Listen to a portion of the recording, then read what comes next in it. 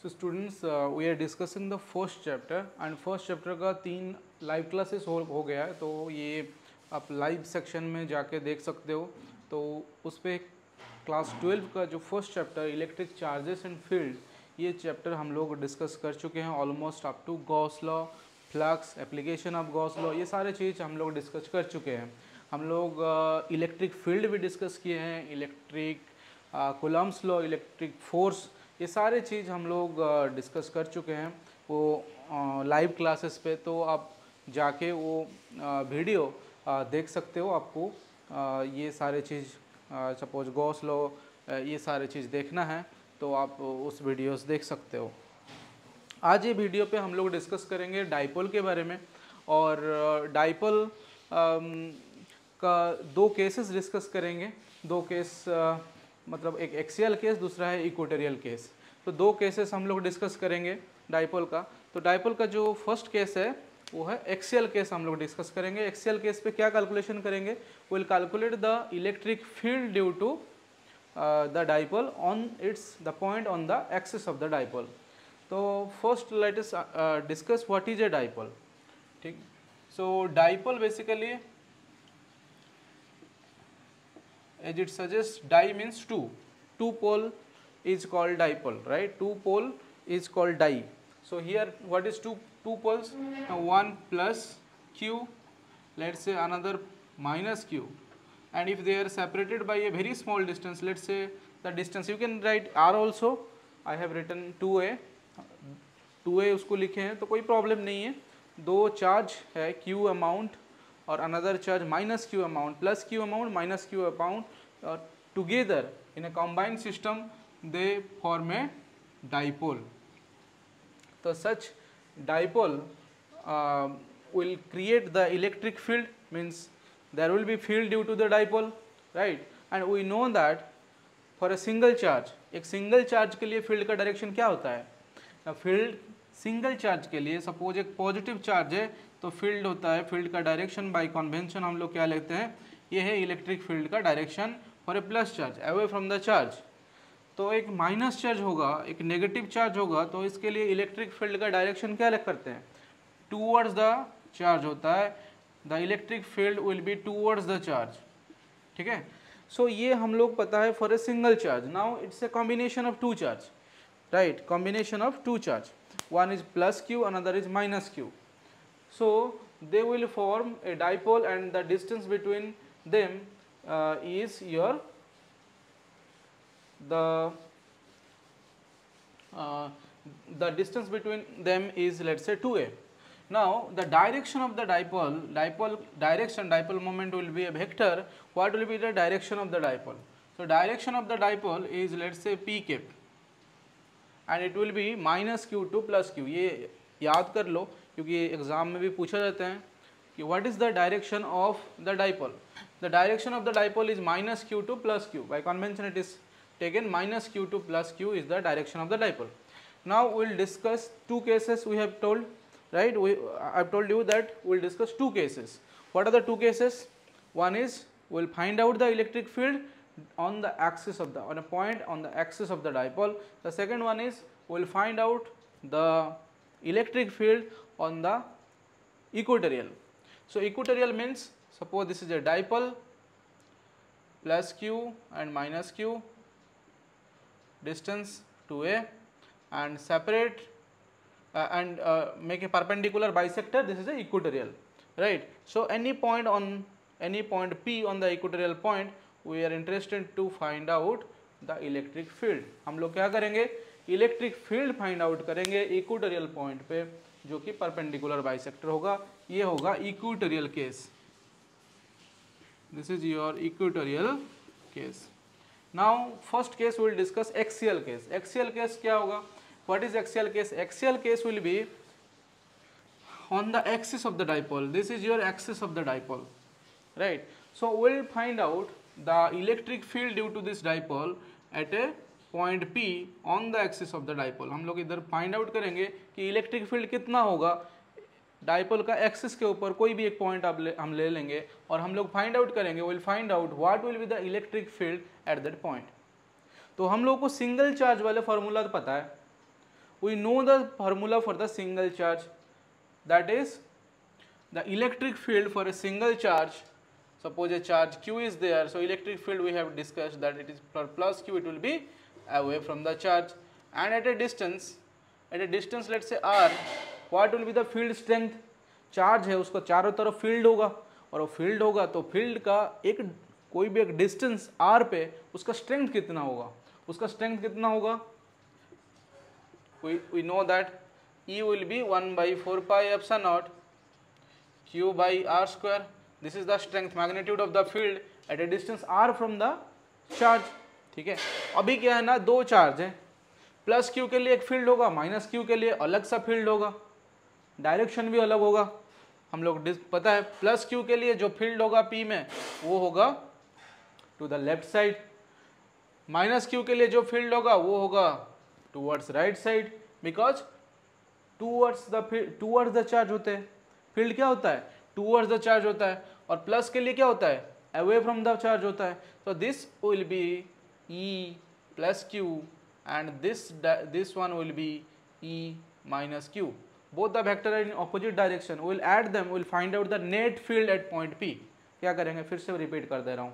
क्या करेंगे हम लोगों का इंटरेस्ट है to find out the electric field at the point P. हमारा क्या इंटेंशन है? To find out the electric field at the point P.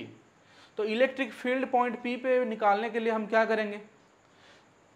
Plus q के लिए एक फील्ड हो रहा है लेफ्ट साइड के लिए, left towards the left, minus q के लिए जो फील्ड हो रहा है टूवर्ड्स राइट हो रहा है. ठीक है, तो ये दोनों वेक्टर क्वांटिटी है, हम दोनों को ऐड कर देंगे और हमें नेट फील्ड मिल जाएगा. तो दोनों ऑपोजिट डायरेक्शन है, मतलब हमें ऐड करेंगे तो ये डायरेक्शन ऑपोजिट हो रहा है, माइनस q के लिए नेगेटिव साइन यूज करेंगे, सब्ट्रैक्ट कर देना पड़ेगा. ठीक है, तो क्या करना होगा? Net field. So will find out the net field E at point P. So what will be E at point P? E at point P will be your 1 by, और ये लिख दो E plus Q minus E minus Q.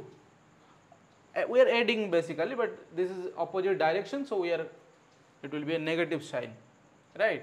So if this is positive we are taking, this will be a negative sign due to minus q. So the net will be E plus q minus. So what will be E plus q? Now what we will do, we will take this distance P point from the center of the dipole. Let's say this point is center of the dipole. O total distance कितना है? 2a है.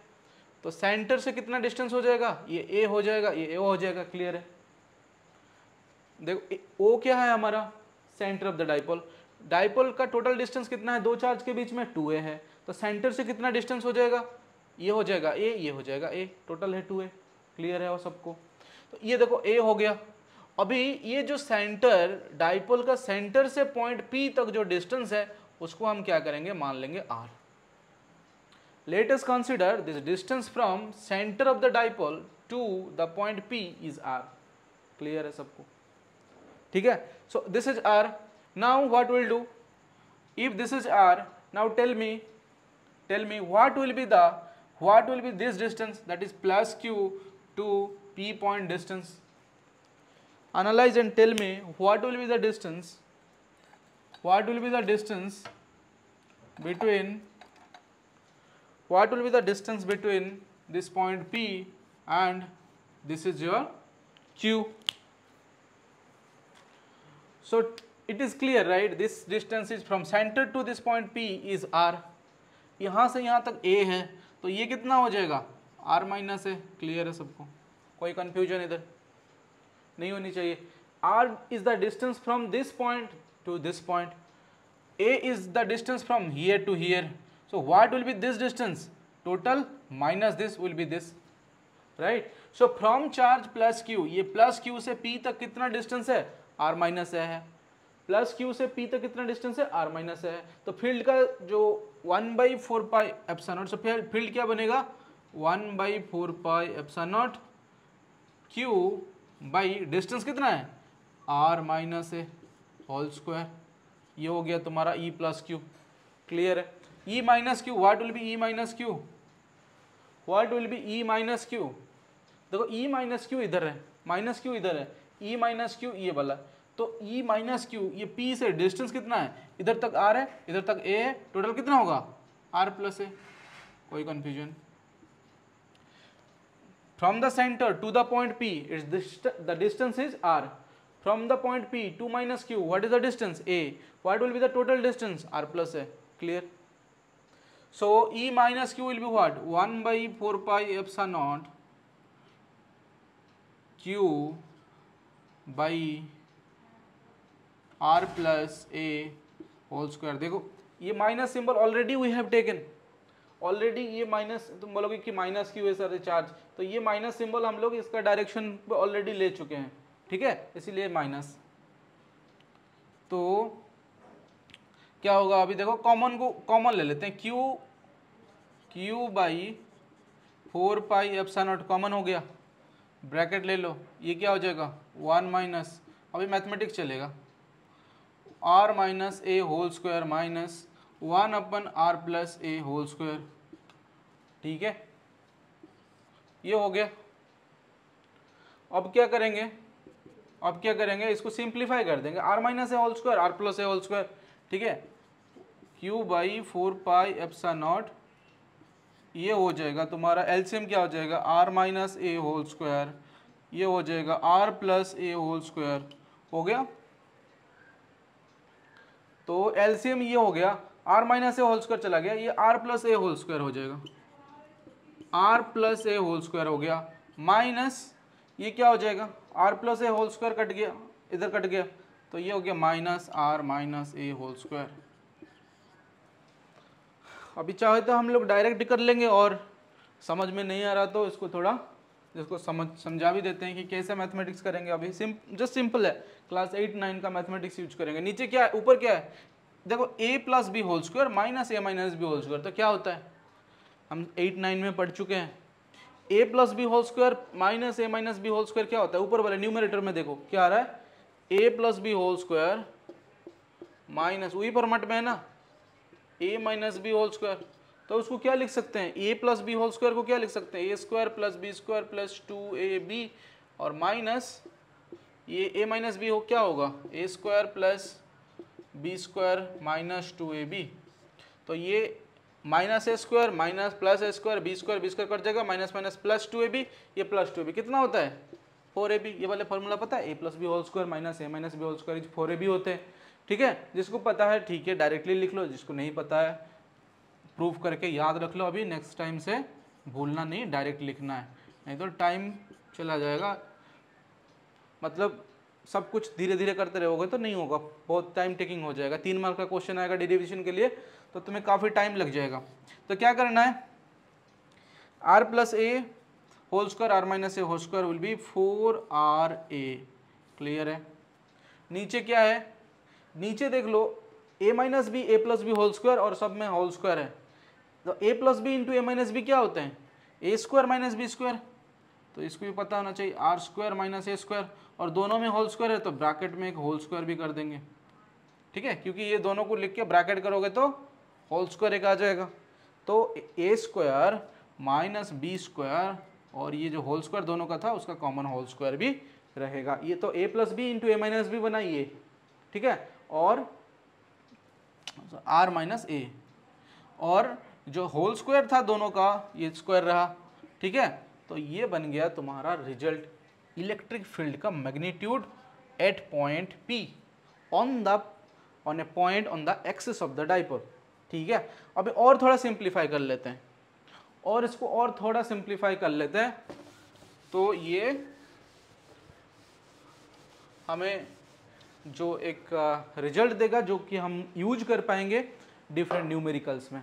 तो क्या होगा, इसको और थोड़ा simplify करेंगे, सिंप्लीफाई कर लिए क्या करेंगे, एक एजम्पशन लेंगे। एजम्पशन क्या है, देखो हम स्टार्टिंग पे जो डेफिनेशन था डाइपोल का, जो डेफिनेशन था उस पर हम बोल ही दिए थे कि जो दो चार्जेस है minus Q and plus Q, ये दोनों के बीच में जो डिस्टेंस है वो वेरी स्मॉल है, वो बहुत छोटा डिस्टेंस है, ठीक है, in the order of may be micrometer और एंगस्ट्रॉम 10⁻10 मीटर, तो बहुत छोटे डिस्टेंस है माइनस क्यू और प्लस क्यू के बीच में, ठीक है। तो इसीलिए ये जो r है, r is the distance from the centre to the outside point p to a point on the axis p। तो ये r as compare to a काफी बड़ा है, r is greater than a। तो r बहुत बड़ा होगा तो r स्क्वायर और a स्क्वायर के बीच में जो डिफरेंस है बहुत नेग्लिजिबल हो जाएगा, क्योंकि r बहुत बड़ा है। मान लो 100 का स्क्वायर कितना हो जाएगा, 1 के बाद 4 जीरो 10,000 हो जाएगा। और a मान लो 0.1 भी मान लो, तो ये 0.1 का स्क्वायर कितना हो जाएगा 0.01। तो दोनों को सब्ट्रैक्ट करेंगे, देख लो कितना होगा, बहुत छोटा हो जाएगा ना, मतलब इसका वैल्यू चेंज ही नहीं होगा, ऑलमोस्ट सेम रहेगा। ठीक है, ये नेग्लिजिबल सब्ट्रैक्ट करेंगे तो उसको कोई वैल्यू चेंज होगा। तो ए स्क्वायर को हम हटा भी देंगे तो हमारा रिजल्ट पे ज़्यादा कुछ फर्क नहीं पड़ने वाला है। तो इसीलिए हम क्या करेंगे, ई electric field at point P क्या करेंगे, Q by 4 pi epsilon naught, क्या हो रहा है 4 pi a divided by r to the power 4। ठीक है, r टू द पावर 4 आ रहे हैं, 4 पाई नहीं 4 आ रहे हैं डिवाइडेड बाई 4। तो r ये 4 कट गया, r क्यूब बन गया। तो फाइनली हमें क्या मिल रहा है, electric field at point P on the axis of the dipole 1/4 pi epsilon not Q 4QA 4QA by RQ। This is the magnitude, this is the magnitude. Direction लेंगे तो क्या होगा, देखो E प्लस Q बड़ा होगा और E plus Q से E minus Q subtract कर रहे हैं तो भी एक पॉजिटिव नंबर हमें मिल रहा है। तो पॉजिटिव नंबर दोनों नंबर से सब्ट्रैक्ट करें, x minus Y, if you are getting a positive number, इसका मतलब क्या है, x बड़ा है, इसका मतलब क्या होगा, x बड़ा होगा, सिंपल सा बात है। तो that means E plus Q बड़ा है, दैट मीन्स नेट फील्ड का जो डायरेक्शन होगा, एक वेक्टर 5 न्यूटन इधर डाल रहे हो फोर्स, 2 न्यूटन इधर है, नेट फोर्स कौन सा होगा 3 न्यूटन टू द राइट होगा, बड़े के डायरेक्शन में नेट डायरेक्शन रहेगा, नेट फील्ड का डायरेक्शन रहेगा। तो नेट फील्ड का डायरेक्शन कहाँ रहेगा, प्लस Q का डायरेक्शन पे, E प्लस Q का डायरेक्शन में टू द लेफ्ट रहेगा। तो इसका मतलब ये डायरेक्शन होगा नेट फील्ड का direction, and that is also the direction of your P cap. तो हम लिख सकते हैं वेक्टर फॉर्म में, इसको लिखना चाहते हैं तो EP हम लिख सकते हैं 4QA 4 pi epsilon not RQ, ये हो गया पी कैप। और इसको डाइपोल मोमेंट वेक्टर पे लिखना चाहते हैं हम लोग क्या करेंगे, डाइपोल मोमेंट वेक्टर पे लिखना चाहते हैं। तो डाइपोल मोमेंट वेक्टर क्या होता है, P is equal to distance between the two charges 2A Q P cap, ये होता है तुम्हारा डाइपोल मोमेंट वेक्टर। तो इसको हम 2QA फॉर्म में कर देंगे तो EP वेक्टर फॉर्म में क्या होगा, electric field at the point P on the axis of the dipole is 2 times P vector by 4 pi epsilon not RQ। एक बात इधर देख लो, इलेक्ट्रिक फील्ड का जो हमारा पॉइंट चार्ज के लिए क्या होता है, Q बाई R स्क्वायर होता है, लेकिन इधर R क्यूब हो रहा है। दैट मीन्स डाइपोल का जो फील्ड है वो ज़्यादा तेजी से डिक्रीज करेगा R क्यूब से, inversely proportional to 1/R cube, और inversely proportional to your 1/R proportional to 1/R square, inversely proportional to R square, here inversely proportional to R cube। okay, so ये बहुत ज़्यादा तेजी से गिरेगा, मीन्स फील्ड ज़्यादा तेजी से डिक्रीज करेगा for a dipole on the axis, okay, on the axis बहुत तेजी से डिक्रीज करेगा देन ए सिंगल चार्ज। एक सिंगल चार्ज से जितना फील्ड धीरे धीरे डिक्रीज करेगा, फील्ड तो धीरे धीरे घटेगा, लेकिन डाइपोल का और तेजी से घटेगा R क्यूब के हिसाब, it's proportional to 1/R cube. ठीक है, inversely proportional to R cube, तो ये R क्यूब के हिसाब से गिरेगा। ठीक है, तो ये हो गया तुम्हारा, ये क्या हो गया, dipole points on the axis, field on the field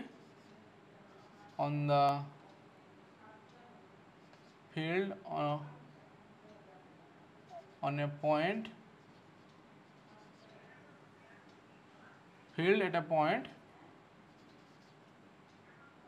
on the axis of the dipole, axis of field at a point on the axis of the dipole। right? I hope the derivation is clear to you. If any doubt, write in the comment box.